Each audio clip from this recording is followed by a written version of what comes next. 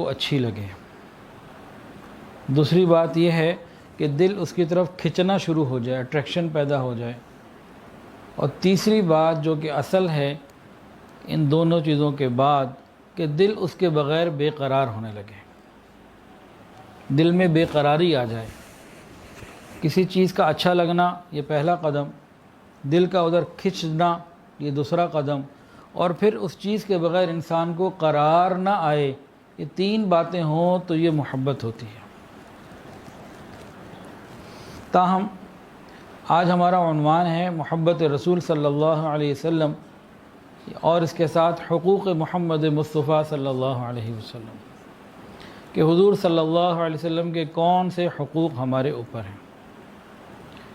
پہلا حق تو یہی ہے محبت رسول۔ محبت رسول کے معنی کیا ہیں؟ جب بھی ہم کہتے ہیں ہمیں حضور صلی اللہ علیہ وسلم سے محبت ہے، اس سے مراد کیا ہے؟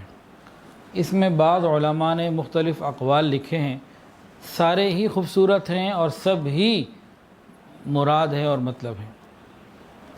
کسی نے فرمایا محبت محبوب کو ہر معاملے میں ترجیح دینا ہے، یعنی محبت رسول کا کیا مطلب ہوا کہ ہر جگہ نبی علیہ السلام کو ترجیح دینا ہے، آپ کی باتوں کو، آپ کے احکامات کو، آپ کی سنتوں کو، آپ کے طریقوں کو، باقی چیزوں کو چھوڑ کر آپ کو ترجیح دینی ہے۔ محبت رسول کا ایک معنی تو یہ ہوا۔ محبت رسول کا دوسرا معنی، محبوب سے ملاقات کا شوق ہو دل میں، اسے محبت کہتے ہیں۔ یعنی محبت رسول کا دوسرا معنی یہ ہوا کہ حضور صلی اللہ علیہ وسلم سے ملاقات کا شوق ہمارے دلوں میں ہو۔ تیسری بات محبت کے بارے میں یہ کہی گئی کہ محبت محبوب کو ہمیشہ یاد رکھنے کا، یعنی بھول نہ سکنے کا نام ہے، کہ نبی علیہ السلام کی یاد ہمارے دل سے جدا ہی نہ ہو، یہ ہے محبت۔ چوتھی وجہ اتباع الرسول۔ چوتھی وجہ کیا ہے؟ اتباع الرسول۔ حضور پاک صلی اللہ علیہ وسلم نے جس کام کو جس طریقے سے کرنے کو کہا، اب محبت یہ ہے کہ انسان اس کام کو اسی طریقے سے کرے، یہ ہے محبت۔ بعد نے فرمایا محبت کا مطلب یہ ہے کہ محبوب کی باتوں کا محب کے دل کو اچھا لگنا، یعنی یہاں محبت رسول مراد لی جائے تو حضور صلی اللہ علیہ وسلم کی تمام باتیں ہمارے دل کو اچھی لگیں۔ ہم جتنے یہاں بیٹھے ہیں الحمدللہ ہم سب کے دلوں میں، سینوں میں اللہ کے محبوب کی محبت موجود ہے، الحمدللہ۔ ورنہ آئے کیوں ہیں؟ یہاں کوئی پیسے تو نہیں بٹنے، کوئی کھانا تو نہیں تقسیم ہو رہا کہ چلو جی جائیں گے کچھ مل جائے گا، بلکہ اپنا جان مال وقت لگا کے یہاں آ کے جمع ہوئے۔ کتنے اور کام ہوں گے، تو کیوں آئے ہیں؟ اللہ اور اس کے رسول کی محبت کے بارے میں ہم متوجہ فکر مند ہیں، تو اس لیے فکر لے کر آئے، یہ احساس لے کر آئے۔ تو یہ بات تو الحمدللہ یقینی ہے کہ ہمارے دلوں میں اللہ کی محبت بھی ہے اور اللہ کے محبوب کی محبت بھی ہے۔ نہ جب تک کٹ مروں خواجہ یثرب کی عزت پر، نہ جب تک کٹ مروں خواجہ یثرب کی عزت پر، خدا شاہد ہے کامل میرا ایمان ہو نہیں سکتا۔ نماز اچھی، حج اچھا، روزہ اچھا، زکوٰۃ اچھی، مگر باوجود اس کے میں مسلمان ہو نہیں سکتا۔ تو حضور صلی اللہ علیہ وسلم کی محبت تو ہم سب کے اندر ہے، لیکن جتنی محبت ہم اپنے دلوں میں لیے پھر رہے ہیں، کیا یہ نجات کے لیے کافی ہے؟ یہ ہے پوائنٹ۔ تقاضا کیا کیا گیا، کتنا تقاضا کیا گیا اور ہمارے پلے ہے کیا، ان دونوں کو دیکھ لیجئے۔ پہلے تو تقاضا سن لیجئے قرآن مجید میں کیا ہے اور حدیث مبارکہ میں کیا ہے۔ قرآن مجید میں سورہ توبہ کی آیت ہے، قُلْ إِنْ كَانَ آبَاؤُكُمْ وَأَبْنَاؤُكُمْ وَإِخْوَانُكُمْ وَأَزْوَاجُكُمْ وَعَشِيرَتُكُمْ وَأَمْوَالٌ اقْتَرَفْتُمُوهَا وَتِجَارَةٌ تَخْشَوْنَ كَسَادَهَا وَمَسَاكِنُ تَرْضَوْنَهَا أَحَبَّ إِلَيْكُم مِّنَ اللَّهِ وَرَسُولِهِ وَجِهَادٍ فِي سَبِيلِهِ فَتَرَبَّصُوا حَتَّى يَأْتِيَ اللَّهُ بِأَمْرِهِ۔ اللہ رب العزت نے کہہ دیا سارے رشتے، ماں باپ، اولاد، بھائی، بیویاں، وہ کاروبار جس میں تمہیں مندے کا خوف رہتا ہے، وہ تمہارے گھر جو تمہیں بڑے پسند ہیں، تمہاری رشتہ داریاں، یہ سب چیزیں، یہ جائز محبتیں جو ہیں یہ جائز ہیں، لیکن اگر یہ محبتیں اللہ اور اس کے رسول کی محبت سے بڑھنے لگیں تو مومن کا کام یہ ہے کہ ان پہ قدم رکھ کے آگے بڑھ جائے، اور اگر اس نے ایسا نہ کیا فَتَرَبَّصُوا، پھر انتظار کرے کہ عذاب کا کوڑا آئے گا۔ یعنی سب سے زیادہ محبت اللہ اور اس کے رسول کی، اور حدیث کے اندر یہ بتایا گیا تم میں سے کوئی ایمان والا نہیں ہو سکتا جب تک کہ میں اس کے نزدیک اس کے والد سے، بیٹوں سے، والناس اجمعین، تمام انسانوں سے، کائنات سے زیادہ میں افضل نہ ہو جاؤں۔ تو قرآن اور حدیث میں ایک ہی بات کا مطالبہ، ایک ہی درجے کا مطالبہ کہ اتنی محبت ہو۔ کتنی مرتبہ ہم کام، کاروبار، اولاد، صحت، نفسانی خواہش کی وجہ سے نبی علیہ السلام کی سنتوں کو، طریقوں کو چھوڑ کر اپنی مزاج، مرضی یا رواج پر عمل کر لیتے ہیں۔ کتنی دفعہ ایسا ہوتا ہے؟ تو یہ تقاضا اللہ کی طرف سے آیا، قرآن میں اور حدیث میں آیا نبی علیہ السلام کی طرف سے، کتنی محبت ہو، یعنی ہر محبت سے زیادہ محبت اللہ اور اس کے رسول کی، یہ مانگا گیا۔ اب ایک عاشق رسول دربار نبوت میں آتے ہیں اور اپنی محبت سامنے پیش کرتے ہیں، پھر دیکھیں ان کو کتنے نمبر ملتے ہیں۔ حضرت عمر فاروق رضی اللہ تعالیٰ عنہ نبی علیہ السلام کی خدمت میں آئے اور آ کے عرض کیا، یا رسول اللہ، ہر چیز سے مجھے آپ زیادہ محبوب ہیں، یعنی اولاد سے، کام سے، کاروبار سے، مال سے، خاندان سے، والدین سے، ساری دنیا سے آپ مجھے زیادہ محبوب ہیں، لیکن میری اپنی جان اس کے علاوہ کی بات میں کر رہا ہوں۔ یہ وہ درجہ انہوں نے پیش کیا جو میں اور آپ پیش کرنے سے قاصر ہیں۔ اتنا بڑا درجہ پیش کرنے کے بعد ان کے ساتھ کیا ہوا؟ نبی علیہ السلام نے فرمایا، لا، ہرگز نہیں، والذی نفسی بیدہ، بالکل نہیں، اس ذات کی قسم جس کے قبضہ قدرت میں میری جان ہے، اس وقت تک ایمان مکمل نہیں ہو سکتا جب تک کہ میں محمد صلی اللہ علیہ وسلم تمہیں تمہاری جان سے زیادہ محبوب نہ ہو جاؤں۔ یعنی اتنے بڑے درجے کو بھی قبول نہیں کیا گیا۔ جب انہوں نے بات فرمائی نبی علیہ السلام نے تو حضرت عمر فاروق رضی اللہ تعالی عنہ نے عرض کیا، یا رسول اللہ، اب آپ عمر کو عمر کی جان سے بھی زیادہ محبوب ہیں۔ تب نبی علیہ السلام نے فرمایا، الآن یا عمر، عمر اب تمہارا ایمان مکمل ہوا۔ تو ایمان کامل کے لیے اتنی محبت کی ضرورت ہے، اور جب یہ محبت آئے گی ہمارے دلوں میں تو اس محبت کی وجہ سے برکات ہمیں کیا ملیں گی، فوائد کیا ملیں گے، یہ بھی سن لیجئے۔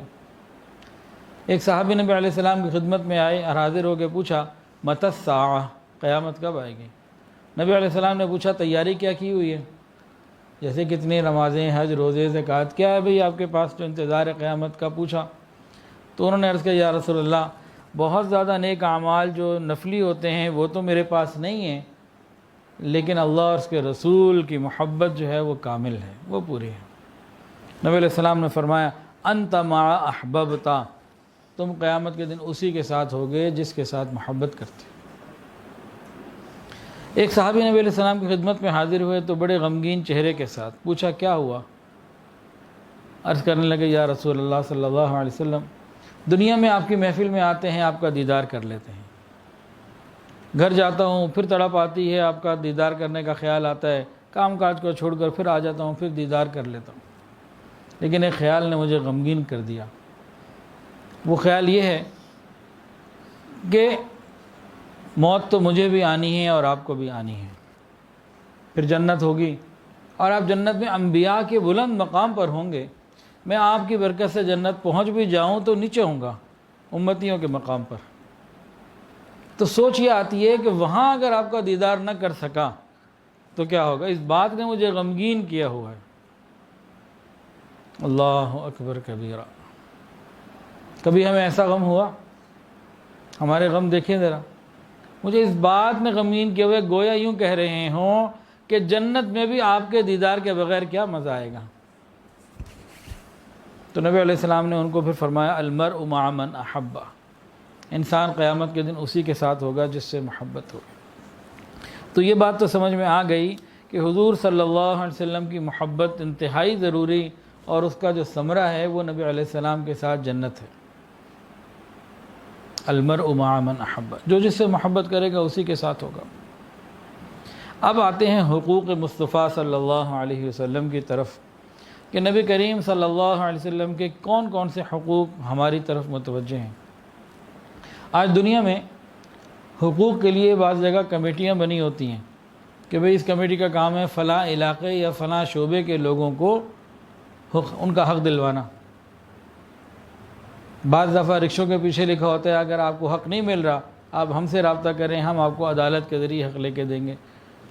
بعض وکیل اس طرح کا لگا دیتے ہیں، اور ہم سب جانتے ہیں کہ حقوق العباد کا معاملہ بڑا سخت ہے، اور کئی لوگ کہہ دیتے ہیں حقوق کے بارے میں کہ میں آخری قطرہ تک بہا دوں گا، اپنا حق وصول کر کے چھوڑوں گا، اور جو دنیا میں نہیں لے پاتے نا مجبوری کی وجہ سے کسی بھی وجہ سے، تو ان میں سے بعض یہ کہتے ہیں اچھا قیامت کے دن پھر میں نہیں معاف کروں گا، کیونکہ انہیں معلوم ہے کہ حقوق العباد کے بارے میں معاملہ اتنا نازک ہے، جس کا حق دبا لیا گیا، جس کا حق ادا نہ کیا گیا، قیامت کے دن وہ پھر پاور میں ہوگا اور مظلوم اندھیرے میں ہوگا۔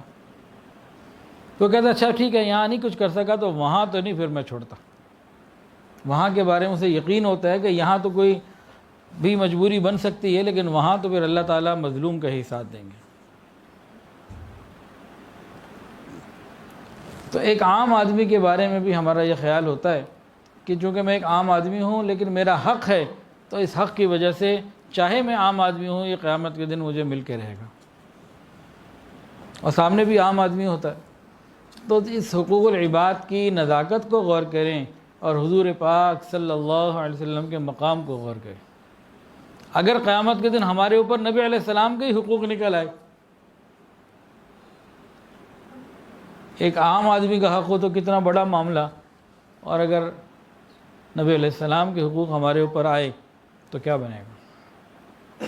اب نبی علیہ السلام کے کون کون سے حقوق ہیں ان کو سن لیجئے۔ اس کو محبت کا تقاضا کہیے یا حقوق کے مصطفیٰ کہیے، بات ایک ہی ہے۔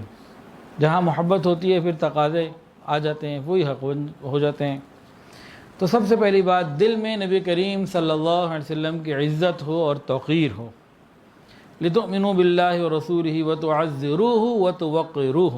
ایمان والوں کو اللہ نے حکم دیا کہ آپ نے عزت بھی کرنی ہے، اکرام بھی کرنا ہے۔ ایمان والوں کو چاہیے کہ جب بھی نبی کریم صلی اللہ علیہ وسلم کا تذکرہ ہو تو دلوں میں ادب ہو اور محبت ہو، جتنا ادب ہوگا اتنا اچھا ہوگا۔ اگر کسی کے سامنے نبی کریم صلی اللہ علیہ وسلم کا فرمان پڑھا جائے، حدیث سنائی جائے، تو اس کو بھی ادب رکھنا لازم۔ کیسا ادب؟ بالکل ویسا ادب جیسے نبی علیہ السلام کے زمانے میں آپ کی زندگی میں تھا، اسی طرح ادب کرنا چاہیے۔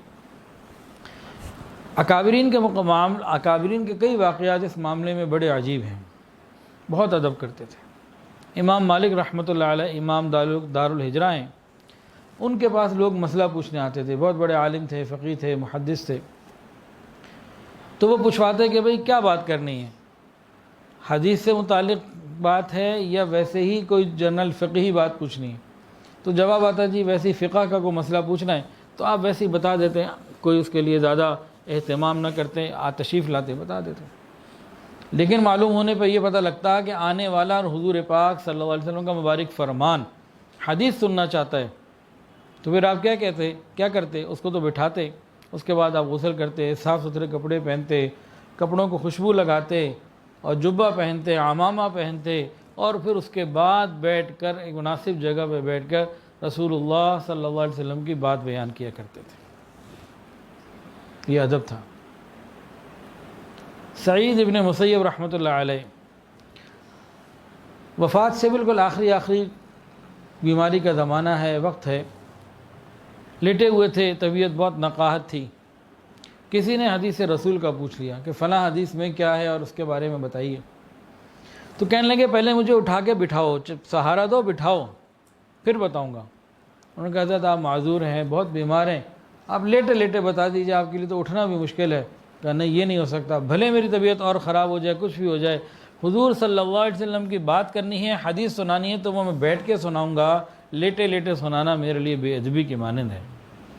پھر کئی لوگوں نے ان کو اٹھا کے ہلایا، اٹھایا، بٹھایا، جب وہ بیٹھ گئے تب انہوں نے نبی علیہ الصلوۃ والسلام کے بارے ایک حدیث تلاوت فرمائی، لوگوں کو بات سنائی، اس کے بعد دوبارہ لیٹ گئے۔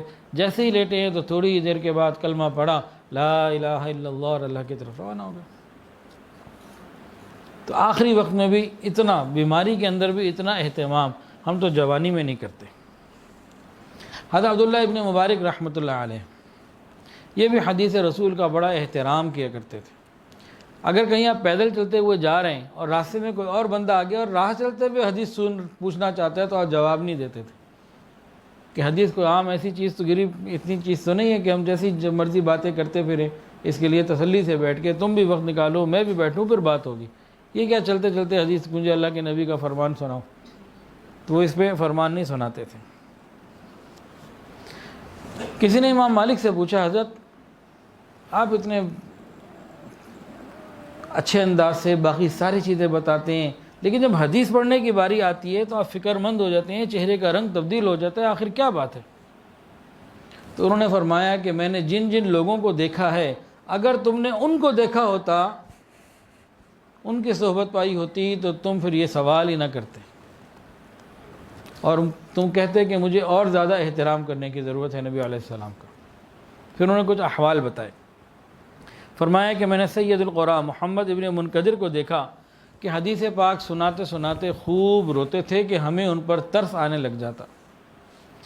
میں نے دیکھا امام جعفر صادق رحمۃ اللہ علیہ کو ہنسمکھ تھے، لیکن جب حدیث رسول سنانے کی باری آتی، پڑھنے کی باری آتی تو پھر چہرے کا رنگ زرد ہو جاتا اور کبھی بے وضو حدیث نہیں سنائی۔ میں نے عبد الرحمن ابن قاسم کو دیکھا، وہ بھی ہنسمکھ تھے، لیکن جب حدیث بیان کرتے تھے تو ان کی کیفیت ایسی ہوتی تھی جیسے ان کے چہرے سے خون کسی نے نچوڑ لیا۔ تو اکابرین ایسا نبی علیہ السلام کا ادب کیا کرتے تھے۔ نبی علیہ السلام کا دوسرا حق، لا ترفعوا اصواتکم، کہ آپ کی آواز سے امتیوں کی آواز بلند نہ ہو۔ جس طرح آپ کی زندگی میں یہ عمل تھا، آج بھی ہے۔ کوئی روضہ رسول پہ حاضر ہو تو وہاں اونچی آواز سے نہیں کہنا، نہایت ادب کے ساتھ، عاجزی کے ساتھ، آہستہ آواز سے کہنا ہے۔ اور یہ حکم آج بھی موجود، ہمیشہ موجود رہے گا۔ حضور پاک صلی اللہ علیہ وسلم کی محبت کا تیسرا حق، حقوق مصطفیٰ میں تیسری بات وہ یہ ہے کہ نبی کریم صلی اللہ علیہ وسلم کے ساتھ جن جن چیزوں کی نسبت ہے ان تمام چیزوں کا احترام کرنا۔ پہلا تو یہ تھا کہ نبی علیہ السلام کی مبارک ذات کا احترام کرنا، یہ الگ ہے، وہ الگ تھا۔ یہ کیا ہے کہ ہر وہ چیز جس کی نسبت حضور پاک صلی اللہ علیہ وسلم کے ساتھ ہو، اس کا احترام کرنا، اس کی عزت کرنا۔ مکہ مکرمہ، مدینہ طیبہ، اور ہر وہ چیز جس کی نبی علیہ السلام کے ساتھ نسبت ہے، اس کا احترام کرنا۔ امام مالک رحمۃ اللہ علیہ مدینہ طیبہ میں سواری پہ سوار نہیں ہوتے تھے۔ کسی نے پوچھا آپ سوار کیوں نہیں ہو جاتے، آپ کے پاس وسائل تو ہیں؟ تو فرمایا مجھے زیب نہیں دیتا جس مٹی پر میرے آقا کے مبارک قدم لگے ہوں، مجھے زیب نہیں دیتا کہ جس مٹی کے اوپر میرے آقا کے مبارک قدم لگے ہوں وہاں میں اپنی سواری کے جانور کے پاؤں سے اس جگہ کو رون دوں۔ اتنا خیال کیا کرتے تھے۔ ایک شخص تھا، ایک مرتبہ انہوں نے امام مالک رحمۃ اللہ علیہ کے سامنے ان کے کہہ دیا کہ مدینہ کی مٹی اچھی نہیں۔ انہیں بڑا غصہ آیا، امام مالک نے فتویٰ دیا 30 درے لگاؤ اس کو، کہتے ہیں مدینہ کی مٹی اچھی نہیں ہے، اس پہ ناراض ہوئے۔ تو ہر وہ چیز جس کی نسبت نبی علیہ السلام کے ساتھ ہو، ان کی رعایت رکھنا، احترام کرنا۔ اب اس میں مدینہ مکہ شہر بھی ہیں، علماء ہیں، قرآن مجید، اور ہر وہ چیز جس کے نبی علیہ السلام کے ساتھ نسبت ہو۔ حضور پاک صلی اللہ علیہ وسلم کی محبت کا چوتھا حق، حقوق مصطفیٰ میں نمبر 4 یہ ہے کہ نبی کریم صلی اللہ علیہ وسلم کے جو شاگرد ہیں، جو نبوت کے ڈائریکٹ گواہ ہیں، یعنی صحابہ کرام رضوان اللہ تعالی علیہم اجمعین اور اہل بیت، ان کے ساتھ محبت کا ہونا یہ ہمارے ایمان کی دلیل ہے اور یہ حق ہے نبی علیہ السلام کا۔ فرمایا میرے صحابہ کے بارے میں اللہ سے ڈرو، ان کو میرے بعد کسی طرح سے تنقید کا نشانہ مت بنانا۔ جو میرے صحابہ سے محبت کرے گا وہ میری وجہ سے ان سے محبت کرے گا۔ بھئی بہن بھائیوں سے محبت ہوتی ہے لیکن والدین اس کی وجہ ہوتے ہیں۔ فرمایا انصار سے محبت کرنا ایمان کی علامت ہے، اور انصار صحابہ سے بغض رکھنا نفاق کی علامت ہے۔ کو منافق ہی ہوگا جو انصار صحابہ سے بغض رکھے، ان کو برا بھلا کہے۔ حضرت انس رضی اللہ تعالیٰ عنہ سے روایت ہے، نبی علیہ السلام نے فرمایا میرے صحابہ کی مثال کھانے میں نمک کی مانند ہے۔ میرے صحابہ کرام کی مثال کھانے میں نمک کی مانند ہے۔ نمک نہ ہو تو کھانا بے ذائقہ ہوتا ہے، لذت نہیں ہوتی، اور اگر صحابہ کی خدا نخواستہ دل میں محبت ہو تو ایمان کی لذت نہیں ہوتی۔ ایمان کی لذت صحابہ کرام کی محبت سے ہے۔ اور سنیے بہت ہی مزیدار، فرمایا جو شخص میرا جو امتی میرے صحابہ کی عزت اور حرمت کی حفاظت کرے گا، قیامت کے دن میں اس شخص کا محافظ بن جاؤں گا۔ اور فرمایا جو میرے صحابہ کی محافظت کرے گا وہ میرے پاس حوض کوثر پر آئے، جام اسے ملے گا۔ اور فرمایا کہ جو میرے صحابہ کی محافظت نہ کرے بلکہ الٹا ہی چلے، وہ قیامت کے دن پھر میرے پاس حوض کوثر پر ہی نہ آئے، وہ دور ہی رہے تو ٹھیک ہے۔ فرمایا کہ ہر چیز کی ایک بنیاد ہوتی ہے، اور اسلام کی بنیاد صحابہ کرام سے محبت کرنا۔ علماء کرام کے بڑے اس میں اقوال ہیں، چنانچہ عبداللہ ابن مبارک رحمۃ اللہ علیہ فرماتے تھے کہ دو خوبیاں ایسی ہیں کہ جس بندے کے اندر ہو نجات پا جائے گا، ایک وہ سچ بولتا ہو، دوسرا صحابہ سے محبت رکھتا ہو۔ ایک وہ سچا ہو، سچ بولنے والا ہو، اور دوسرا صحابہ کرام سے خوب محبت کرنے والا ہو۔ ایک بزرگ تھے ایوب سختیانی رحمۃ اللہ علیہ، وہ خلفائے راشدین کے بارے میں عجیب 4 اقوال بیان فرماتے تھے جس نے حضرت ابوبکر صدیق رضی اللہ تعالیٰ عنہ سے محبت کی، اس نے اپنے دین کو قائم کر لیا۔ صدیق اکبر رضی اللہ تعالیٰ عنہ سے محبت، دین کا قیام۔ اور فرماتے جس نے حضرت عمر رضی اللہ تعالیٰ عنہ سے محبت کی، اس کا راستہ واضح ہو گیا۔ اور جس نے عثمان غنی رضی اللہ تعالیٰ عنہ سے محبت کی، اس نے اللہ کے نور میں سے نور حاصل کیا۔ اور جس نے حضرت علی رضی اللہ تعالیٰ عنہ سے محبت کی، اس نے ایک مضبوط رسی کو، عروۃ الوثقیٰ کو پکڑ لیا۔ سہل ابن عبداللہ تستری رحمۃ اللہ علیہ فرماتے تھے جو شخص صحابہ کرام کی تعظیم نہیں کرتا گویا وہ نبی علیہ السلام پر ایمان ہی نہیں لایا۔ کتنی بڑی بات فرماتے کہ جو شخص صحابہ کرام کی عزت اور تعظیم نہیں کرتا گویا کہ وہ ایمان والا ہی نہیں، ابھی ایمان ہی نہیں لایا۔ تو صحابہ کرام سے محبت ہونا، اہل بیت اطہار سے محبت ہونا، یہ ہمارے ایمان کی بنیادی ضرورت ہے۔ فرمایا جو مجھ سے محبت کرے اور میرے شہزادوں یعنی حضرت حسین اور حسن سے محبت کرے اور ان کی والدہ سے، ان کے والد سے محبت کرے، وہ قیامت کے دن میرے ساتھ ہوگا۔ تو ان حضرات سے محبت کرنا، تمام صحابہ، ازواج مطہرات اور نبی علیہ السلام کی 4 صاحبزادیاں اور باقی حضرت حسن رضی اللہ تعالیٰ عنہ، حضرت حسین رضی اللہ تعالیٰ عنہ، تمام اہل بیت سے محبت ہمارے ایمان کا حصہ ہے اور نبی علیہ السلام کی محبت کا حق ہے۔ یہ 4 حق تو ایسے ہیں جو ہم سب جو ہے نا، اس میں اگر ہمارا الگ الگ امتحان لیا جائے تو انشاءاللہ ہم پاس ہیں انشاءاللہ والا سے، لیکن جو 5واں حق ہے نا، اس میں ہم فیل ہیں۔ یہ بڑا مشکل ہے۔ سنا دوں یا رہنے دوں؟ تو 4 ہی کافی ہیں، میٹھا میٹھا، یہ ذرا کچھ کرنے سے تعلق رکھتا ہے۔ سنیے اور دل کے کانوں سے سنیے، حضور پاک صلی اللہ علیہ وسلم کے حقوق میں سے ایک حق یہ ہے کہ نبی علیہ السلام کی تعلیمات پر عمل کرنا۔ جس کام کو نبی علیہ السلام نے جس طریقے سے کرنے کا کہا ہو اس کام کو اسی طریقے سے کرنا، یہ محبت رسول صلی اللہ علیہ وسلم کا حق ہے۔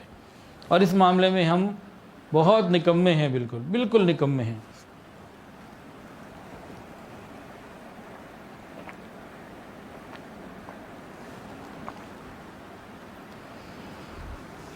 ہمیں چاہیے کہ ہم نبی کریم صلی اللہ علیہ وسلم کی ایک ایک سنت کے ساتھ محبت کریں اور اس کو اپنی زندگی میں لے کر آئیں اور اپنے معمولات کا، زندگی کا، جسم کا حصہ بنائیں۔ دیکھیں، ایک عورت ہوتی ہے، اس کو دلہن بنا دیا جاتا ہے، پھر اس کو مختلف چیزیں پہنائی جاتی ہیں۔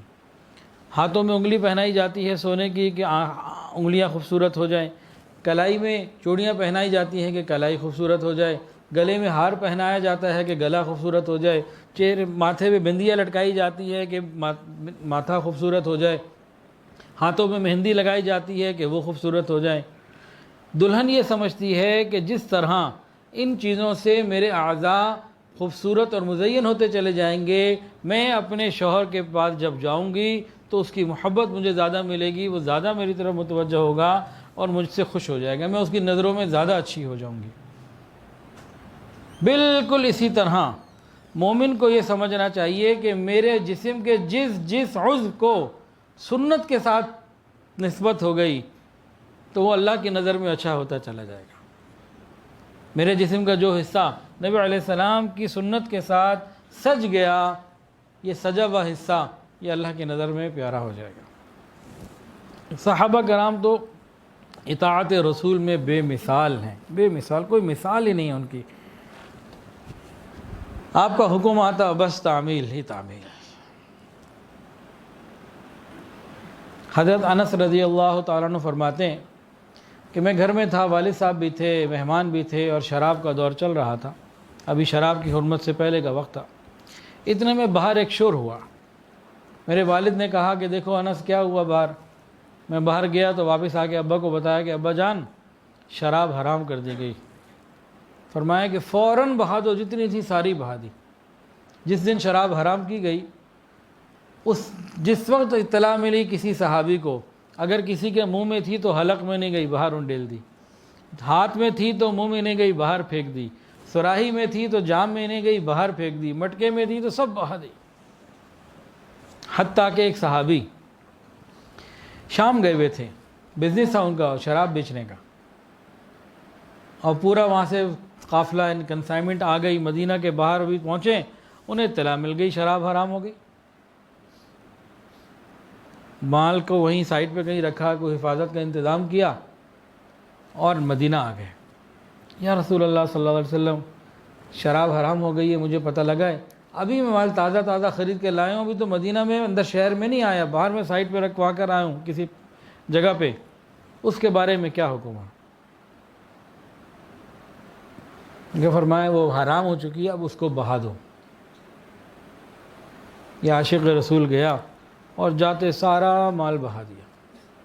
کسی طرح تاجر سے پوچھیں تو صحیح، جس کا امپورٹ کا بزنس ہو اور کنسائنمنٹ پاکستان پہنچ جائے اور پوری کنسائنمنٹ اس کو جلانی پڑے، بنے گا کیا اس کا؟ جو امپورٹر ہیں وہ تو انتظار میں ہوتے ہیں، مال آئے گا، بکے گا، یہ لین دین پورے کرنے ہیں، یہ فلاں کام کرنا ہے، یہ فلاں کام کرنا ہے، کتنی چیزیں سوچی ہوتی ہیں جو ایک سے ایک دوسرے کے ساتھ جڑی ہوئی ہوتی ہیں۔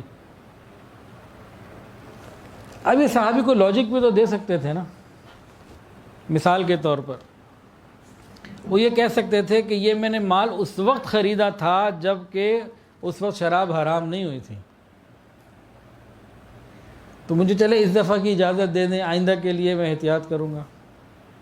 یہ لاجک انہوں نے نہیں دی۔ یہ بھی کہہ سکتے تھے کہ دیکھیں یہ میں شام سے لے کر آیا ہوں، آپ اجازت دے دیں میں شام جا کے انہیں واپس کر دیتا ہوں اور یہ پیسے میں مسجد نبوی میں دے دیتا ہوں، کسی غریب کو دے دیتا ہوں۔ یہ بھی نہیں لاجک پیش، یہ میں غیر مسلموں کو سیل کر دیتا ہوں، مسلمانوں کو نہیں بیچتا، غیر مسلموں کو سیل کر دیتا ہوں، ان کے ہاں تو یہ چلتا ہے کام، ان سے پیسے لے کے میں کسی غریب کی مدد کر دیتا ہوں۔ یہ لاجک بھی نہیں تھا۔ ہم ہوتے تو کتنی اور لاجکس نکال چکے ہوتے، تو کوئی لاجک نہیں دی اور جا کے مال کو بہا دیا۔ چند دن پہلے ایک صاحب نے مجھ سے مسئلہ پوچھا، قالین کا ان کا کاروبار ہے، تو میں نے مسجد میں بیان کیا، اپنا موبائل لے کر آ گیا، مجھے ایک تصویر دکھائی، قالین تھا، اس میں ایک تصویر بنی ہوئی تھی جو عیسائیوں کی تصویر ہے کہ حضرت عیسیٰ علیہ السلام کی صلیب اور اس طرح کا کچھ سلسلہ بنا ہوا تھا، کہ جی اس کا کیا کریں؟ میں نے کہا جی مفتی صاحب سے پوچھ کے بتاؤں گا۔ تو خیر انہوں نے کہا جی بات یہ ہے کہ یہ چیز کیونکہ عبادت سے تعلق رکھتی ہے تو میرا تو ارادہ اس کو جلانے کا ہی ہے، کہ اللہ آپ کو جزائے خیر دے اور اس کا بہترین بدل عطا فرمائے۔ بقول ان کا پورا جو سامان آیا تھا اس میں کافی وہ نکلا، انہوں نے کہا جی میں اس کو جلانا چاہتا ہوں۔ تو الحمدللہ آج بھی ایسے لوگ موجود ہیں۔ اللہ کے لیے قربانی کوئی دیکھے تو دیکھے، پھر اللہ کتنی مہربانی فرماتے ہیں۔ ایک صحابی نے عرض کیا یا رسول اللہ میں تو شراب کو دوائی کے طور پر استعمال کرتا ہوں، تو میں کر لیا کروں؟ ویسے بھی کہتے ہیں نا آہستہ آہستہ چھوڑنی چاہیے، تو میں کیا کروں؟ فرمایا کرنا اب یہ حرام ہے اور اب یہ دوائی نہیں رہی، اب یہ خود بیماری ہے، چھوڑ دو، کوئی راستہ نہیں رکھا۔ صحابہ کرام کی طبیعت ایسی تھی کہ نبی علیہ السلام کی کوئی بات آ جاتی تو فوری طور پر عمل کرنے کے لیے تیار ہو جاتے، کوئی لاجکس نہیں مانگتے تھے، بس فوراً ان کے لیے یہ لاجک کافی تھی کہ میرے محبوب کا عمل ہے۔ آج لاجک کی دنیا ہے نا، نوجوان لاجک پوچھتے ہیں، تو جن کو تو حضور صلی اللہ علیہ وسلم سے عقیدت اور محبت ہوتی ہے، ان کے لیے کسی بھی عمل کے لیے یہی لاجک کافی ہے، میرے محبوب کا عمل ہے، اس کے علاوہ انہیں کسی لاجک کی ضرورت نہیں۔ فطرت کیا کہتی ہے، سائنس کے اندر کیا ہے، اور وہ کیا ہے، فلاں کیا، عقل میں کیا، بس نبی علیہ السلام نے کیا، ہمارے کام ختم۔ ایک صحابی تھے حضرت عبداللہ ابن مسعود رضی اللہ تعالیٰ عنہ، نبی علیہ السلام سے ملنے آنے کے لیے تشریف مجلس میں لا رہے تھے۔ اندر مسجد میں کچھ لوگ بیٹھے ہوئے تھے، کچھ کھڑے ہوئے تھے، آپ باہر سے آ رہے تھے۔ نبی علیہ السلام نے اندر موجود کھڑے ہوئے لوگوں کو فرمایا اجلسوا، بیٹھ جاؤ، بیٹھو۔ وہ وہاں تھے، جہاں تھے وہیں بیٹھ گئے۔ کسی نے ان کو کہا حضرت آپ کو تو نہیں فرمایا گیا تھا، وہ تو اندر والوں کی بات تھی، جو آپ تو سامنے نہیں تھے اور آپ تو باہر سے اندر آ رہے تھے۔ فرمایا کہ میرے لیے مناسب ہی نہیں کہ نبی علیہ السلام کا حکم آ جائے اور میرا قدم آگے بڑھ جائے، وہیں رک گئے۔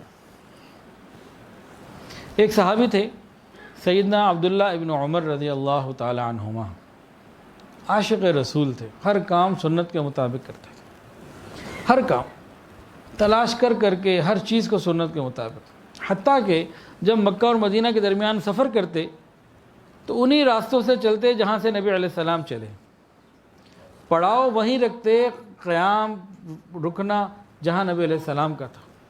نبی علیہ السلام صبح کے وقت مکہ داخل ہوتے، آپ بھی صبح کے وقت مکہ داخل ہوتے۔ آپ مکہ داخل ہونے سے پہلے رات ایک جگہ پہ گزارتے اور صبح ایک کنویں سے، ذی طویٰ نام ہے اس کا، غسل فرماتے، پھر آگے جاتے، تو آپ بھی ایسے کرتے۔ اس کی انتہا کیا تھی؟ اتباع سنت کی، سبحان اللہ۔ ایک مرتبہ جا رہے ہیں، سفر کرتے ہوئے ایک جگہ گاڑی روک، اپنا اونٹ یا سواری جو تھی جانور روکا، نیچے اترے، تھوڑا سا پیدل چل کے آگے گئے اور ایسے جا کے بیٹھ گئے جیسے کوئی قضاء حاجت کے لیے بیٹھتا ہے، کیا کچھ بھی نہیں، پھر واپس آ گئے۔ تو کسی نے کہا حضرت جب آپ کو تقاضا نہیں تھا پھر آپ نے سواری کیوں روکی، نیچے کیوں اترے، چل کے ادھر بھی گئے، پھر واپس آئے، اتنا وقت کیوں لگایا؟ تو انہوں نے فرمایا، سمجھنے کی بات ہے، انہوں نے فرمایا کہ جب میں حضور صلی اللہ علیہ وسلم کے ساتھ یہاں سے گزرا تھا اس وقت نبی علیہ السلام یہاں قضاء حاجت سے فارغ ہوئے تھے۔ آج مجھے تقاضا تو نہیں تھا لیکن میرا دل کیا میں وہی کروں جو میرے محبوب نے کیا تھا۔ آج کی دنیا سنتوں کے پیچھے لاجک مانگتی ہے، یا پھر سنتوں کو بڑا ہلکا لے لیتی ہے، بڑا لائٹ لیتی ہے۔ ارے بس جی سنت ہی تو ہے نا، کوئی فرض واجب تو نہیں ہو گیا، سنت ہی ہے نا، فرض تو نہیں ہے، تو کیا ہوا اگر سنت پر عمل نہ کیا تو کیا ہو جائے گا؟ جب دل میں یہ خیال آئے نا سنت ہی تو ہے نا، نہ عمل کیا تو کیا نقصان ہو جائے گا، کون سا کوئی فرض واجب ہے، فوراً اپنے دل میں یہ خیال پیدا کریں کہ اگر جنت میں نہ گیا تو کیا ہو جائے گا، جنت کا کیا نقصان ہے بھائی، میرا کو جنت میں جانا ضروری ہے، کہاں لکھا ہے کہ میرا جنت میں جانا ضروری؟ جب سنت پر عمل کرنا ضروری نہیں ہے بقول ہمارے، تو وہ جنت میں جانا ہمارے لیے کہاں ضروری ہے، کہاں لکھا؟ انسان اپنا علاج کرے۔ تو حضور صلی اللہ علیہ وسلم کی ایک ایک سنت کو شوق اور محبت سے اپنانا ہے، یہ نبی علیہ السلام کا حق ہے۔ نبی علیہ السلام کو اللہ فرماتے ہیں بھیجا ہی اسی لیے گیا ہے کہ ان کی اطاعت کی جائے، الا لیطاع، بھیجا ہی اس لیے گیا ہے کہ اطاعت کی جائے، اطاعت تو پھر اسی طرح ہوگی۔ یہ تو صحابہ کرام کے واقعات تھے۔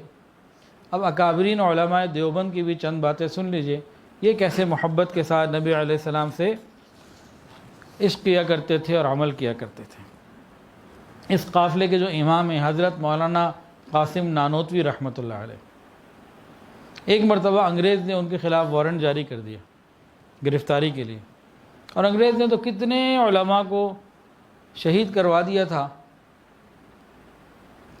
تو لوگوں کو خطرہ ہوا کہیں آپ کو بھی شہید ہی نہ کروا دیں. تو کسی نے آگے کہا حضرت آپ، اس نے دیکھا کہا عمر تو میرا بھتیجا ہے. کہا نہیں، یہاں رشتہ داری نہیں ہے، یہاں وہ والی رشتہ داری نہیں ہے، یہاں نبی والی رشتہ داری ہے، میں تو لڑنے کے لیے تیار ہوں. حضرت ابو حذیفہ رضی اللہ عنہ کے والد عتبہ بن ربیعہ یہ جب مقابلے کے لیے آئے تو بیٹا سامنے آئے، وہ ہٹ گیا، یہ آ گئے تھے. معصب ابن عمیر رضی اللہ تعالی عنہ نے اپنے سگے بھائی کو میدان بدر میں قتل کر دیا کہ نبی کے دشمن کے روپ میں آیا تھا. چلیں یہ تو جنگ کے واقعات تھے، اب امن کا بھی کوئی سن لیجئے کہ جی جنگ میں تو بہت کچھ ہوتا ہے، تو امن میں بھی کچھ ہوتا ہے بھائی، ذرا غور کیجئے. حضرت ام حبیبہ رضی اللہ تعالی عنہ ام المؤمنین، ان کے گھر میں ان کے سگے والد ابو سفیان رضی اللہ تعالیٰ عنہ جب مسلمان نہیں ہوتے آئے نبی علیہ السلام سے، جب ملنے مدینہ آئے کہا بیٹی سے بھی مل لوں. تو باپ اپنی بیٹی کے گھر میں گیا، داخل ہوا. داخل ہونے کے بعد وہ کہیں بیٹھنا چاہ رہے تھے، سامنے ایک بستر بچھا ہوا تھا، بیٹی نے وہ بستر لپیٹ کے اٹھا دیا. باپ نے کہا یہ بستر میرے قابل نہیں یا میں بستر کے قابل نہیں. بیٹی نے کیا فرمایا، یہ پاک نبی کا پاک بستر ہے، آپ ناپاک ہو، آپ یہاں نہیں بیٹھ سکتے. تو یہ بھی سمجھنے والی باتیں ہیں. نبی علیہ السلام کا 7واں حق، کثرت کے ساتھ نبی علیہ السلام کا ذکر کرنا. جو جس سے محبت کرتا ہے کثرت کے ساتھ اس کا ذکر کرتا ہے. اللہ کو اپنے محبوب سے محبت ہر کتاب میں ہو، تورات ہو، انجیل ہو، زبور ہو، ہر جگہ نبی علیہ السلام کا ذکر، اور قرآن مجید میں تو جگہ جگہ نبی علیہ السلام کا ذکر. تو جس سے محبت ہوتی ہے اس کا ذکر ہوتا ہے، یہ تو پکی بات ہے. اور حقیقت تو یہ ہے کہ ایک سچے مومن کو حضور صلی اللہ علیہ وسلم زندگی بھر یاد رہتے ہیں، ہر وقت یاد رہتے ہیں. کیسے؟ انسان کھانا کھا رہا ہے تو سنت کے مطابق، دسترخوان بچھا رہا ہے لگا رہا ہے تو سنت کے مطابق، بیت الخلاء آنا جانا کرنا ہے تو سنت کے مطابق، گھر آنا جانا ہے، مسجد آنا جانا ہے تو سنت کے مطابق، لباس پہننا ہے تو سنت کے مطابق. ہر کام جب سنت کے مطابق وہ کر رہا ہے، مسنون دعائیں صبح شام کی جب وہ پڑھ رہا ہے کہ نبی علیہ السلام پڑھتے تھے، تو اس کے سامنے تو ہر وقت نبی علیہ السلام ہے نا. گویا اللہ تعالیٰ یوں چاہتے ہیں کہ نماز میں تو تم سب سے ہٹ کے میری یاد میں مشغول ہو جاؤ، جب سلام پھیر لو ہر کام سنت کے مطابق کرو، یعنی نبی کی محبت میں اور یاد میں زندگی گزارو. ہمارا تو اتنا معاملہ ہے.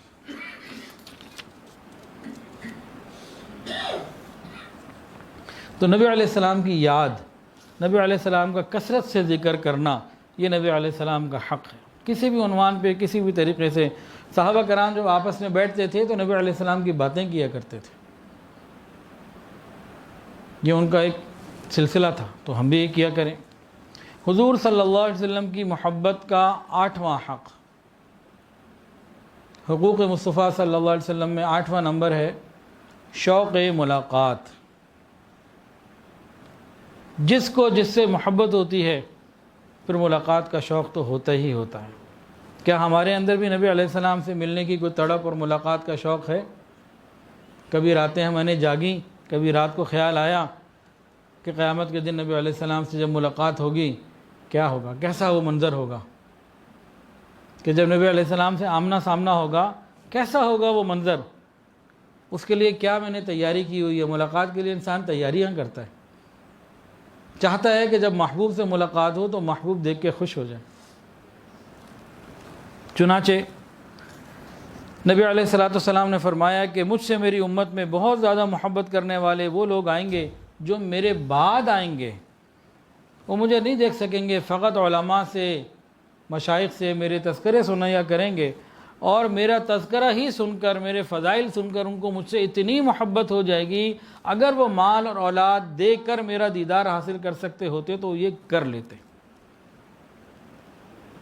ایک حدیث کے اندر آتا ہے نبی علیہ السلام دعا مانگ رہے تھے، یا اللہ مجھے میرے محبت کرنے والوں سے ملا دے، میرے احبا سے ملا دے اور جلدی ملا دے.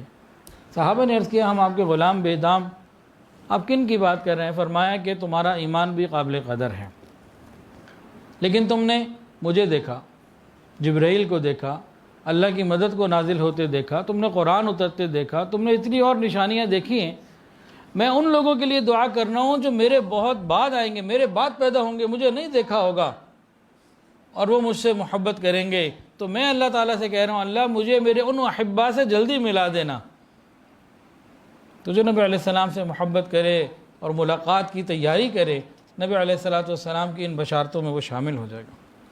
ایک صحابی تھے خالد ابن معدان رضی اللہ تعالیٰ عنہ، ان کی بیٹی عبدہ فرماتی ہیں کہ میرے والد جب رات کو بستر پر آ جاتے تو بس پھر کہتے رہتے یا اللہ یہ صحابہ، یہ نبی علیہ السلام، یہ سب لوگ میرے اصل ہیں اور میرا دل ان کی طرف کھنچتا ہے، اللہ میری روح کب قبض ہوگی، کب میں وہاں جاؤں گا اور کب ان سے ملاقات ہوگی، اللہ بڑا ملاقات کا شوق ہے۔ تو نبی علیہ السلام سے ملاقات کا شوق ہمارے دلوں میں ہو۔ حضرت بلال رضی اللہ تعالیٰ عنہ کا جب آخری وقت آنے لگا، بالکل آخری وقت تھا، بیوی نے کہا ہائے افسوس، کہنے کہ کس بات کا افسوس، ابھی جان نکلے گی پھر اللہ کے رسول سے اور صحابہ سے ملاقات ہوگی۔ تو ملاقات کا شوق ہمارے اندر ہو اور اس کے لیے تیاری کی ضرورت ہے۔ نبی علیہ السلام سے محبت کا 9واں حق، حضور صلی اللہ علیہ وسلم کی امت کا غم ہونا ہمارے دلوں میں۔ جو غم نبی علیہ السلام کا تھا کہ امت کا ایک ایک بندہ جنت میں پہنچ جائے، یہ ہمارے اندر غم ہونا، یہ نبی علیہ السلام کے سچے امتی ہونے کی دلیل ہے۔ کس کو محبت بہت زیادہ، ہمیں اللہ سے مانگنا چاہیے یا اللہ جو نبی علیہ السلام کے دل میں امت کا غم تھا اس کا کچھ حصہ مجھے بھی عطا فرما دیجیے۔ امت کا غم کھانے والوں کا درجہ کتنا بلند ہوگا یہ بھی سن لیجئے۔ ایک حدیث میں نبی علیہ السلام نے صحابہ کو فرمایا کیا میں تمہیں ایسے لوگوں کے بارے میں نہ بتاؤں، نہ وہ انبیاء ہوں گے نہ شہداء ہوں گے، لیکن قیامت کے دن ان کو اتنے بڑے بڑے درجے مل رہے ہوں گے کہ انبیاء اور شہداء ان کے درجوں کو دیکھ کے رشک کرتے ہوں گے، اتنے بڑے درجے ان کو مل گئے۔ تو صحابہ نے کہا اللہ کے حبیب وہ لوگ کون ہیں بتائیے؟ تو نبی علیہ السلام نے فرمایا وہ لوگ جو بندوں کو اللہ کا محبوب بناتے ہیں اور اللہ تعالیٰ کو بندوں کا محبوب بناتے ہیں اور زمین کے اوپر ناصح بن کے چلتے ہیں۔ صحابہ نے عرض کیا یا رسول اللہ، اللہ کو بندوں کا محبوب بناتے ہیں، اللہ تعالیٰ کو بندوں کا محبوب بناتے ہیں، یہ بات تو سمجھ میں آ گئی، لیکن بندوں کو اللہ کا محبوب کیسے بنا دیتے ہیں؟ وہ ایسا کیا کرتے ہیں کہ اللہ بندوں سے محبت کرنے لگ جائیں؟ یہ کیا بات ہوئی؟ تو نبی علیہ السلام نے فرمایا کہ وہ لوگ نیک باتوں کا حکم کرتے ہیں، اللہ کی محبت کا حکم کرتے ہیں، گناہوں سے منع کرتے ہیں، بس جو کوئی ان کی بات مان لے گا، اللہ کی فرمانبرداری میں زندگی گزارے گا، وہ اللہ کا محبوب بن جائے گا۔ تو یہ امت کا غم ہونا یہ ہمارے لیے بہت اہم کی بات ہے۔ حضور صلی اللہ علیہ وسلم کے دل میں امت کا بہت غم تھا، محبت تو ہے ہی ہے۔ کھانا کھا رہے ہیں، کھانا کھاتے کھاتے امت یاد آ گئی، کھانا کھانا بھول گئے، امت کے لیے دعاؤں میں لگ گئے، ساری رات یا رب امتی یا رب امتی یا رب امتی کہتے اور روتے رہنا، سجدے میں پڑے رہنا، یہاں تک کہ بعض مرتبہ تو امی عائشہ کو شک ہو جاتا کہ کہیں خدا نخواستہ روح مبارک پرواز ہی نہ کر گئی، وہ انگوٹھا یا کچھ ہلا کے دیکھتی پیر وغیرہ، اتنا روتے، اتنا امت کے لیے مانگتے، حالانکہ آپ کی اپنی مغفرت ہو چکی تھی، آپ کی اولادوں کی، اہل بیت کی، ازواج مطہرات کی، آپ کے صحابہ کی، تمام لوگوں کی مغفرت ہو چکی تھی۔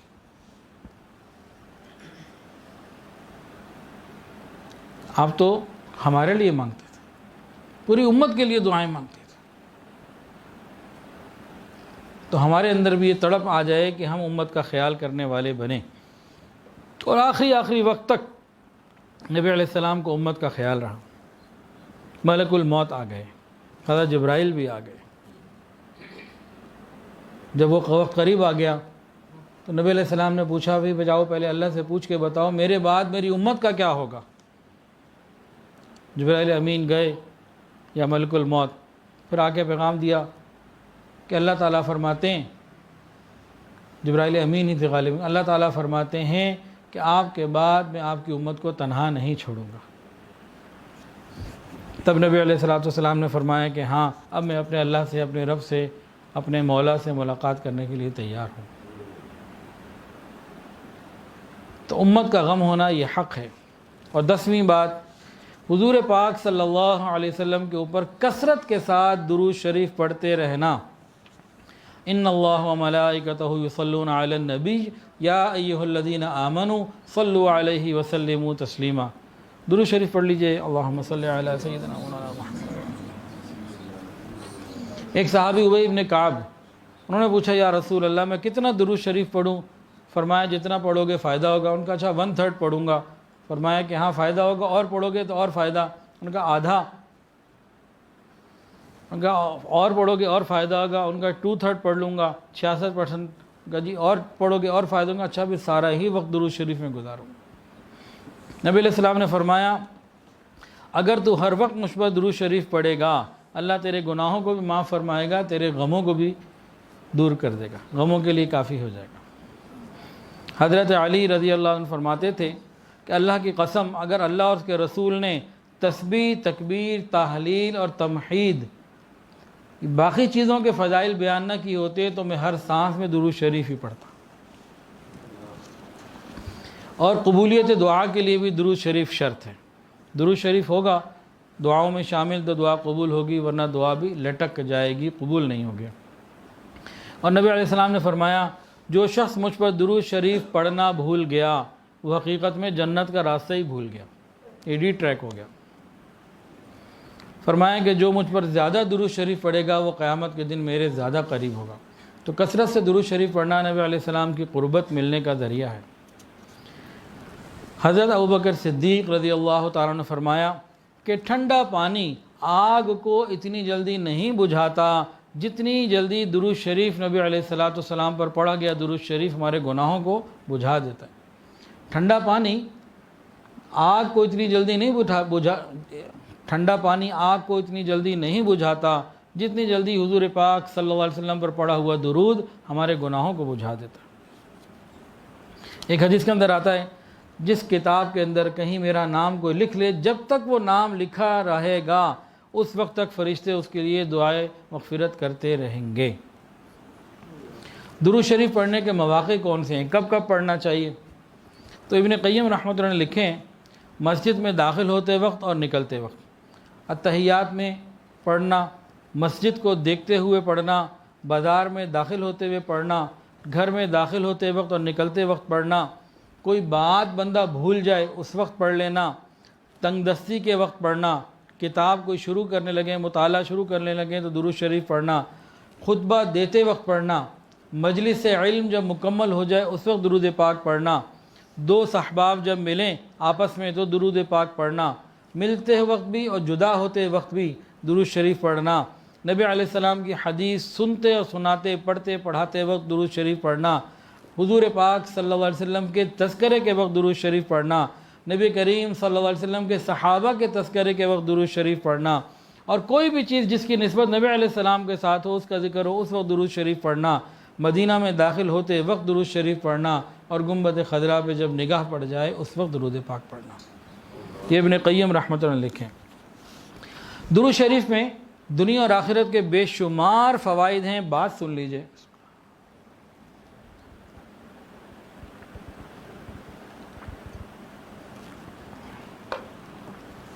یہ بھی علامہ ابن قیم رحمۃ اللہ لکھیں، فرمایا کہ یہ پڑھنے والے کی ہدایت کا سبب ہیں اور اس کے دل کی حیات کا، دل کی زندگی کا سبب ہے۔ یہ نبی کریم صلی اللہ علیہ وسلم کی محبت کے حصول کا ذریعہ ہے، بندے کی محبت حضور سے بڑھنے کا سبب ہے، اور قیامت کے دن اللہ کے قرب کا سبب ہے، قیامت کے دن نبی علیہ السلام کے قرب کا سبب ہے، نبی علیہ السلام کے حقوق کی ادائیگی کا ایک ذریعہ ہے۔ کثرت سے درود شریف پڑھنے کا یہ ایک فائدہ بتایا، جو بندے کے غم ہوتے ہیں اللہ اس کے لیے کافی ہو جاتے ہیں، گناہوں سے بخشش کا سبب ہے، قبولیت دعا کا سبب ہے، قیامت کے دن نبی علیہ السلام کی شفاعت کا سبب ہے، دل کی پاکیزگی اور طہارت کا سبب ہے، مجالس کے پاکیزہ ہونے کا سبب ہے۔ اور ایک عجیب بات فرمائی، جو درود پڑھتا ہے بخیل بھی نہیں ہوتا، بے وفا بھی نہیں ہوتا۔ درود پڑھنے والا یہ بخیل بھی نہیں ہوتا، بے وفا بھی نہیں ہوتا۔ اور فرمایا قیامت کے دن دوستوں کی جو مجالس ہوتی ہیں ان کے ندامت سے بچنے کا سبب ہے۔ کوئی غفلت کی محفل ہو تو اس سے ندامت سے بچ جائے گا انسان۔ اور فرمایا جو درود پڑھتا ہے اس پر اللہ تعالیٰ کی طرف سے رحمت نازل ہوتی ہیں، یہ برکت کا سبب ہے، اس کی زندگی میں بھی، کام کاج میں بھی، رزق میں بھی، عمر میں بھی برکتوں کا ذریعہ ہے۔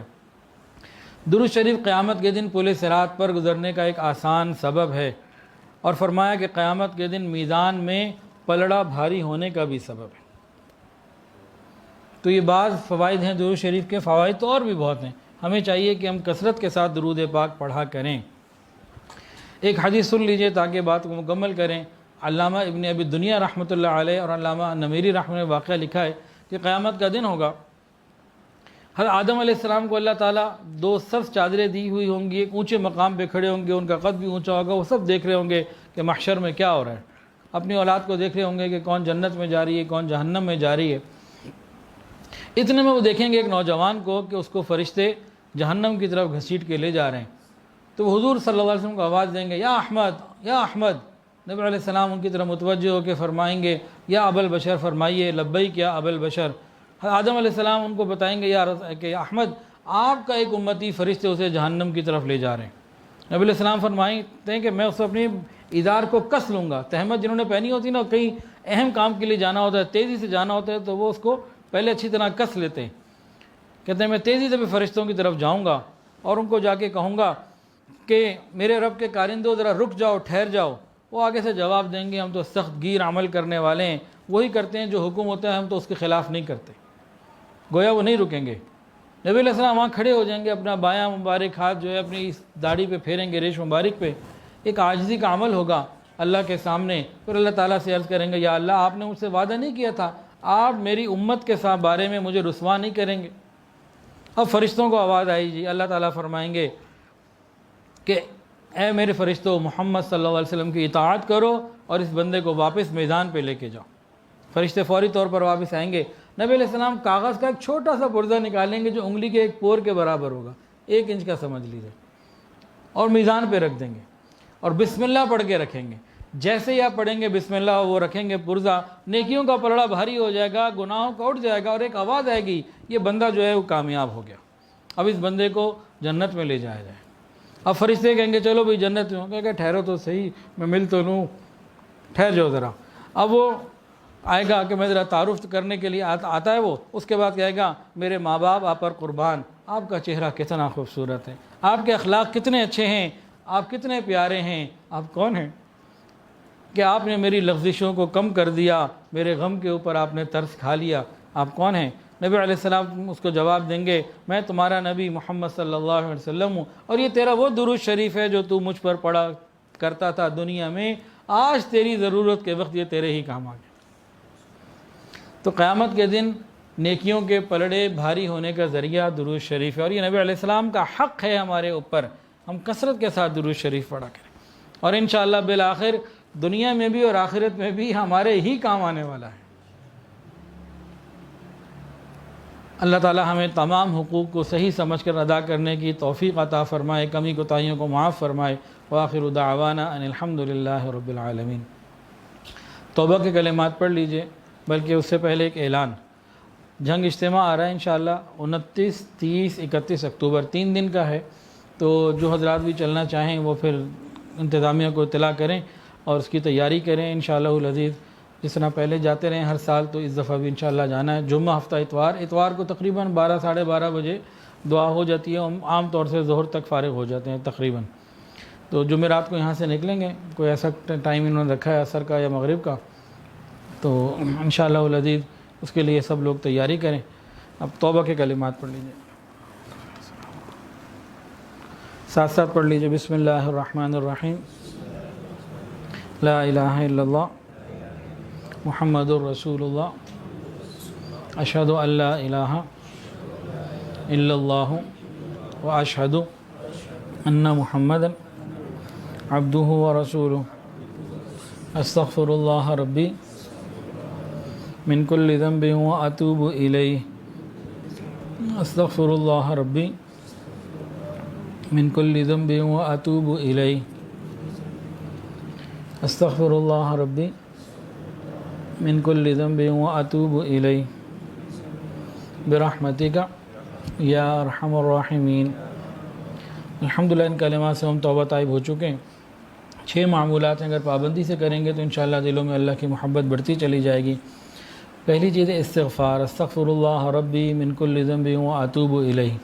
دوسری چیز درود شریف، اللہم صلی علی سیدنا و مولانا محمد وعلی آل سیدنا و مولانا محمد وبارک وسلم۔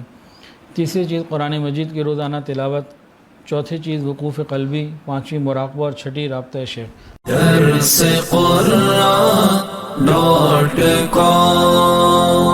www.darsequran.com